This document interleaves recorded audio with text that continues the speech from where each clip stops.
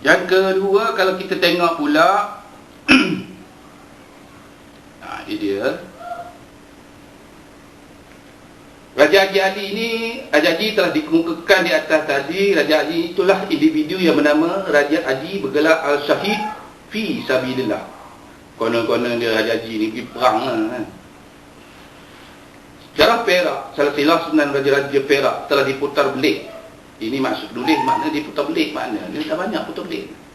Sebabnya penulis mukakan sini nama-nama macam mana dia putar belik kan.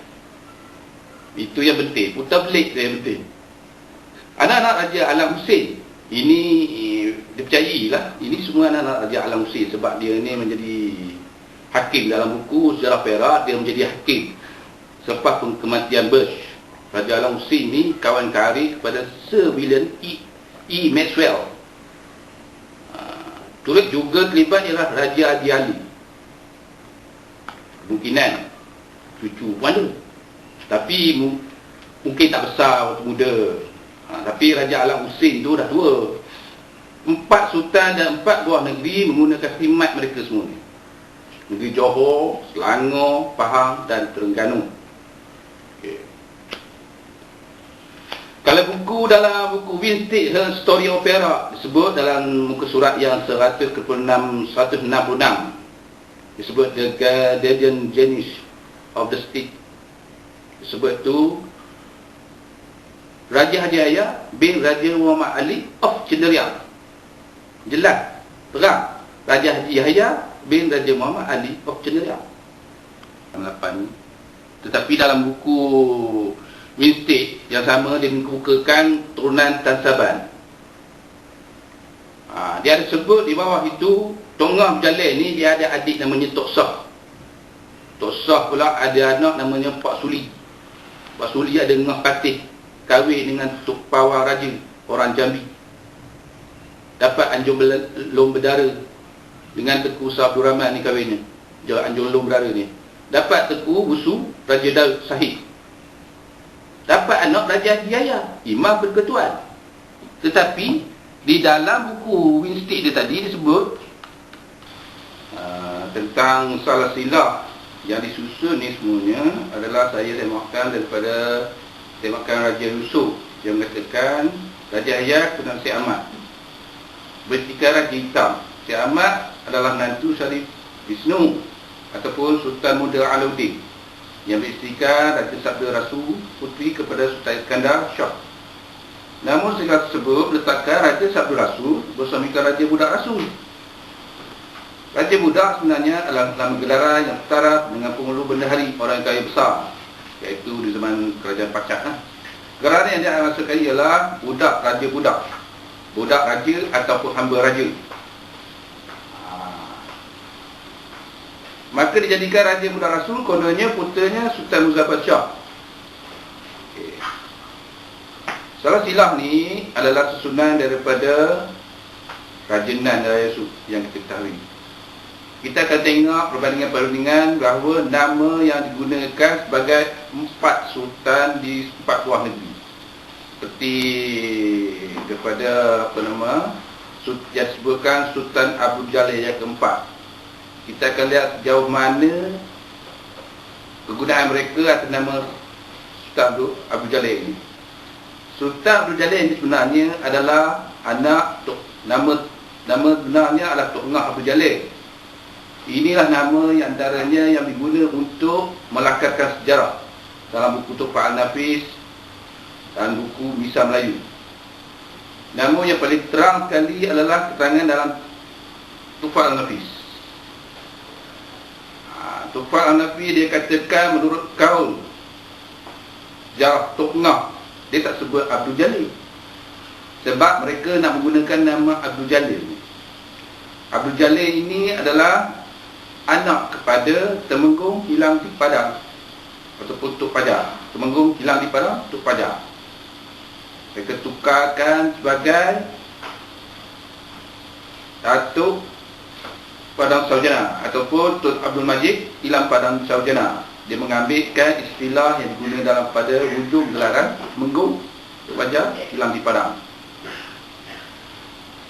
Jawatan Temenggung sebenarnya adalah milik adinda Tok Chu Bukit Damar.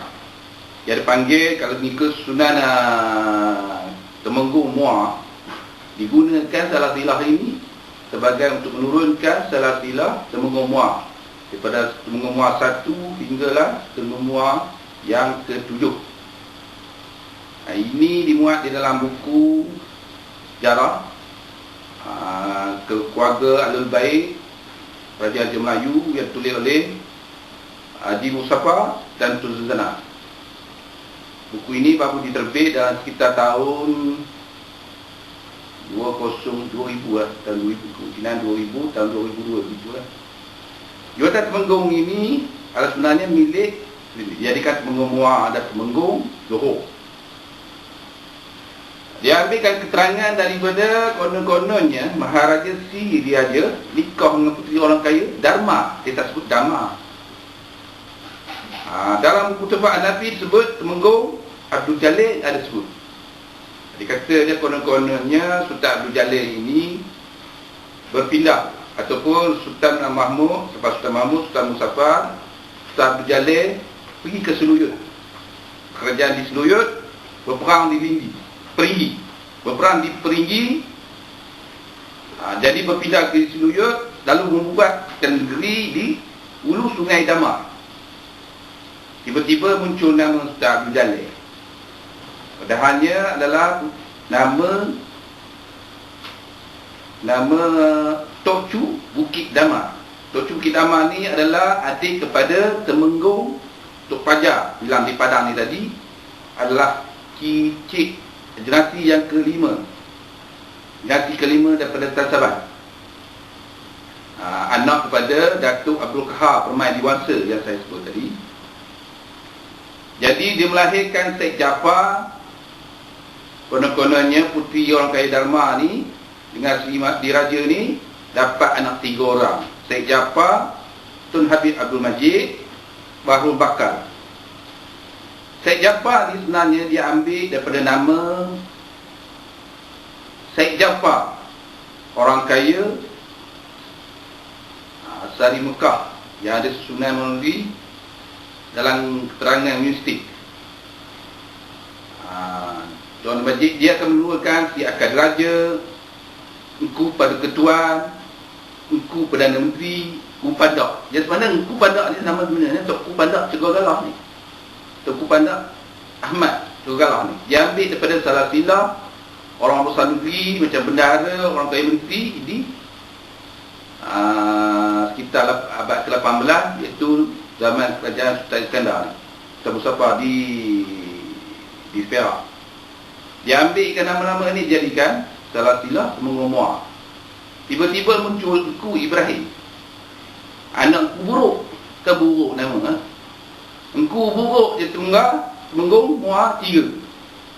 Salah silah ni dia instik konon-kononnya memperolehinya daripada Wan Maimunah, anak kepada Wan Mahdi. Salah silah ni dituliskan Engku Muhammad Salih Temenggung Muar 7, anak kepada Engku Ismail, anak Engku Ibrahim. Sebelahnya Engku Idris, adik kepada Engku Ismail. Ini nama-nama Raja Perak.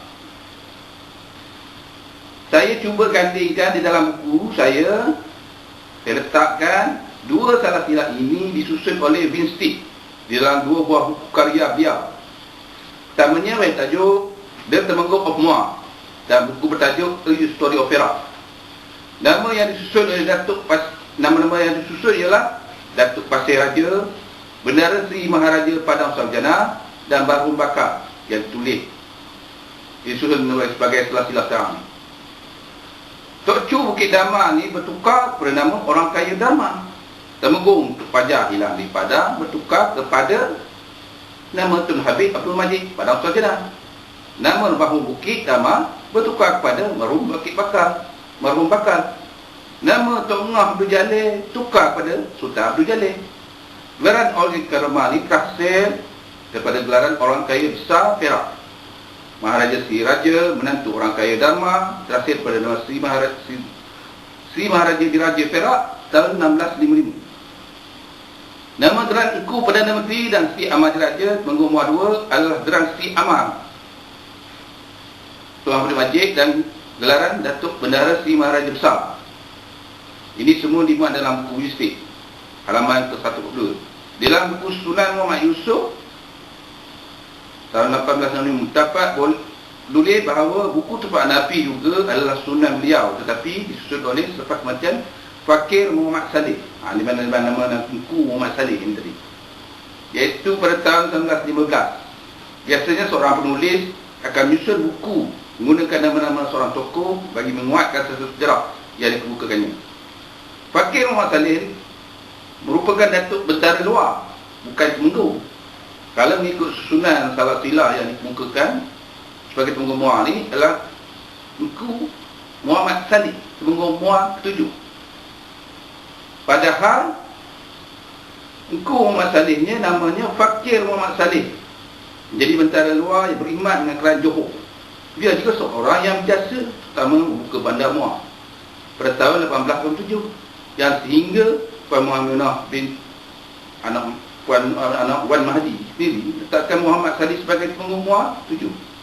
Nama Fakir Muhammad Saleh tidak ketinggalan dimuat juga di dalam buku Tupak Nafis di muka surat 302 dan 309. Fakir Muhammad Saleh diceritakan kononnya bersama dengan beberapa orang, termasuk juga pegawai negeri Riau bernama Khatib Abdul Rahman.